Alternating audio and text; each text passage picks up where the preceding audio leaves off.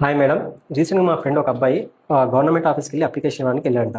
Application ఇచ్చే సందర్భంలో application ఇచ్చిన తర్వాత నాకు రిసీవ్ అక్నాలెడ్జ్‌మెంట్ కావాలని చెప్పి అక్కడ ఉన్న అధికారిని అడిగితే, ఆ అధికారి అక్నాలెడ్జ్‌మెంట్ ఇవ్వడానికి నిరాకరించాడు. ఇదేంటి అని ప్రశ్నిస్తే, "నువ్వు అక్నాలెడ్జ్‌మెంట్ కావాలంటే నీ అప్లికేషన్ తీసుకోను, ఏం చేస్తావో చేసుకోపో" అని చెప్పి అతనితో చాలా దురుసుగా ప్రవర్తించేసి ఆయనకే వార్నింగ్ ఇచ్చాడంట. సో, ఇలాంటి అంశాలన్నీ మనం ఏ విధంగా ఫేస్ చేయగలం మనం న్యాయపరంగా? చాలా మంచి క్వశ్చన్ అడిగారు. ఏదైనా గవర్నమెంట్ ఆఫీస్కి వెళ్ళి ఏదైనా సమస్య పరిష్కారం కోసం అప్లికేషన్ ఇచ్చినప్పుడు రిసీవ్డ్ అక్నాలజ్మెంట్ తీసుకోవడం అనేది మీ హక్కు. అండ్ రిసీవ్డ్ అక్నాలజ్మెంట్ ఇవ్వడం అనేది ప్రభుత్వ ఉద్యోగుల బాధ్యత. అది ఇవ్వడానికి ఎవరైనా నిరాకరించిన పక్షాన, లేదంటే మీ అప్లికేషన్ తీసుకోవడానికి నిరాకరించిన పక్షాన మీరు ఆ అప్లికేషన్ని స్పీడ్ పోస్ట్ ద్వారా ఆ ప్రభుత్వ కార్యాలయం అడ్రస్కి పంపించవచ్చు.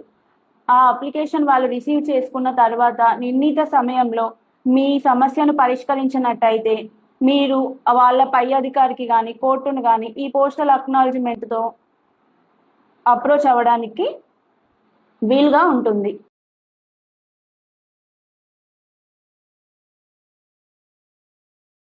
Hi madam. రీసెంట్‌గా మా ఫ్రెండ్ ఒక అబ్బాయి గవర్నమెంట్ ఆఫీస్‌కెళ్ళి అప్లికేషన్ ఇవ్వడానికి వెళ్ళాడంట. అప్లికేషన్ ఇచ్చే సందర్భంలో అప్లికేషన్ ఇచ్చిన తర్వాత నాకు రిసీవ్ అక్నాలెడ్జ్‌మెంట్ కావాలని చెప్పి అక్కడ ఉన్న అధికారిని అడిగితే, ఆ అధికారి అక్నాలెడ్జ్‌మెంట్ ఇవ్వడానికి నిరాకరించాడు. ఇదేంటి అని ప్రశ్నిస్తే, "నువ్వు అక్నాలెడ్జ్‌మెంట్ కావాలంటే నీ అప్లికేషన్ తీసుకోను, ఏం చేస్తావో చేసుకోపో" అని చెప్పి అతనితో చాలా దురుసుగా ప్రవర్తించేసి ఆయనకే వార్నింగ్ ఇచ్చాడంట. సో, ఇలాంటి అంశాలన్నీ మనం ఏ విధంగా ఫేస్ చేయగలం మనం న్యాయపరంగా? చాలా మంచి క్వశ్చన్ అడిగారు. ఏదైనా గవర్నమెంట్ ఆఫీస్కి వెళ్ళి ఏదైనా సమస్య పరిష్కారం కోసం అప్లికేషన్ ఇచ్చినప్పుడు రిసీవ్డ్ అక్నాలజ్మెంట్ తీసుకోవడం అనేది మీ హక్కు.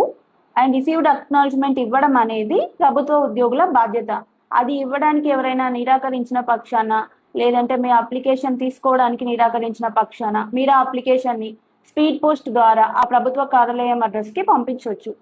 ఆ అప్లికేషన్ వాళ్ళు రిసీవ్ చేసుకున్న తర్వాత నిర్ణీత సమయంలో మీ సమస్యను పరిష్కరించినట్టయితే మీరు వాళ్ళ పై అధికారికి కానీ కోర్టును కానీ ఈ పోస్టల్ అక్నాలజ్మెంట్తో అప్రోచ్ అవ్వడానికి వీలుగా ఉంటుంది.